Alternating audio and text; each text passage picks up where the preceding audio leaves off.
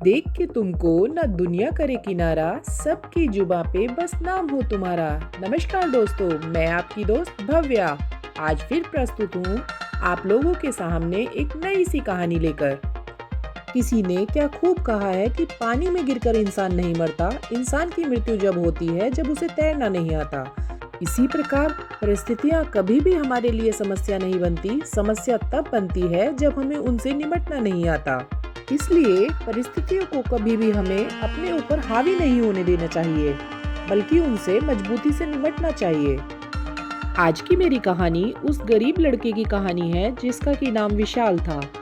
उसके पिता एक शराबी व्यक्ति थे। वह स्वभाव से बहुत अधिक झगड़ालू थे।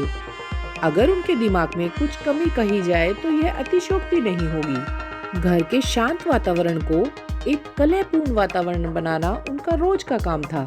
वह जब भी शाम को घर पर वापस आते, चीजों को फेंकते, लड़ाई झगड़ा करते और खूब ज्यादा शोर मचाते थे।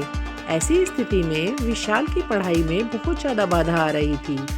कभी कभी इस प्रकार की स्थिति देखकर विशाल का मन बहुत ज्यादा विचलित हो जाया करता था और वह भगवान से इसके लिए बार बार शिकायत किया करता था। एक बार तो नौबत यहाँ तक आ गई कि उसके पिता ने उसकी माँ का हाथ तक तोड़ दिया। इस स्थिति का विशाल पर बहुत ज्यादा बुरा प्रभाव पड़ा। उसका मन काफी विचलित हो गया। भगवान से शिकायत करते हुए वह रात में सो गया। सोते हुए उसे भगवान स्वप्न में दिखाई दिए। उससे कहने लगे, बेटा विशाल, परेशान न हो। परेशान तो यहाँ पर हर कोई है।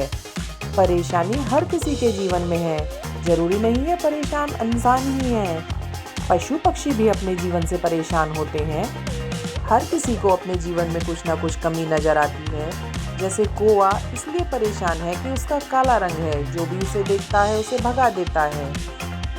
हंस का सफेद रंग है, लेकिन वह भी अपने रंग से परेशान है, क्योंकि सफेद रंग तो अर्थी का होता है। अब आप सोचेंगे कि तोते का रंग तो हरा होता है। हरा रंग होने के कारण वह तो काफी खुश होगा ना, लेकिन ऐसा नहीं है। तोता भी अपने हरे रंग से परेशान है, क्योंकि हरा रंग उसका दुश्मन बन गया है। उस हरे के रंग के कारण ही लोग बाग उसे पकड़ कर ले जाते हैं और पिंजरे में बंद कर देते हैं, तो उसकी जो स्वतंत्र जिंदगी है उस पर रोक लग जाती है। अब तुम सोचोगे कि मोर का जीवन काफी अच्छा है, क्योंकि उसके सुंदर सुंदर पंख होते हैं, लेकिन मोर अधिकतर जो शिकार किया जाता है वह अपने पंखों के कारण ही किया जाता है। तो बेटा विशाल, परेशानी से हिम्मत मत हारो, आगे बढ़ो। इन पक्षियों के बारे में बताने का मेरा उद्देश्य यही है कि जैसे कोई भी पक्षी अपने रंग से खुश नहीं है, उसी प्रकार कोई भी इंसान अपनी जिंदगी से खुश नहीं है। हर किसी को अपने जीवन में कुछ न कुछ कमी नजर आती है। तो बेटा, इन चीजों पर ध्यान न देकर अपनी जिंदगी में तुम्हें आगे बढ़ने के लिए प्रयास करना चाहिए।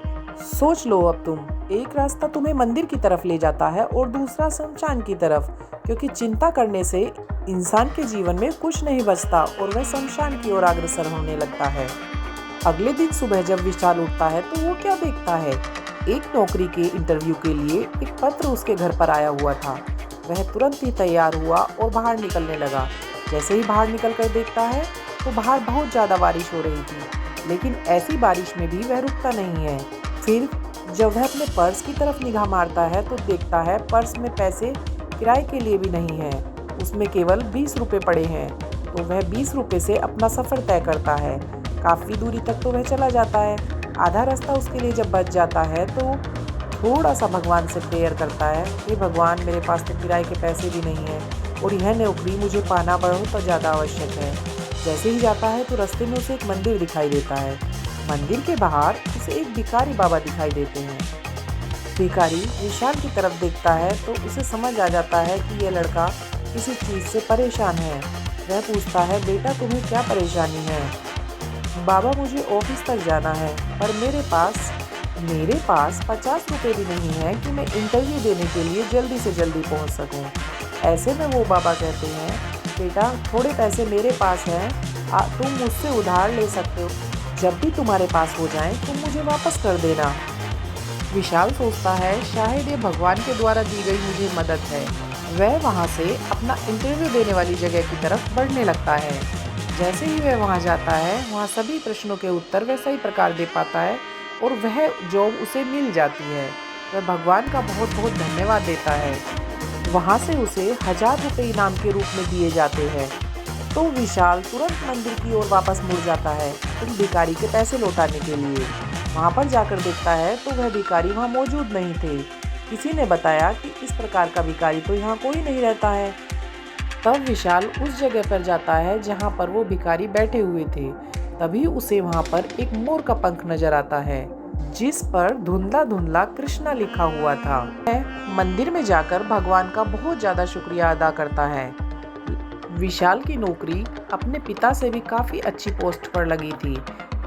उसका ऊंचा पद और रुतबा देखकर उसके पिता का स्वभाव अपने आप ही बदल गया।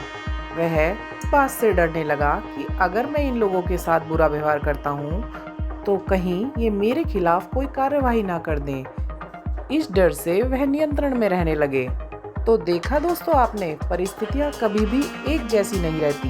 हमें परिस्थितियों से निमटना आ जाता है तो हम परिस्थितियों का मुकाबला डट कर सकते हैं।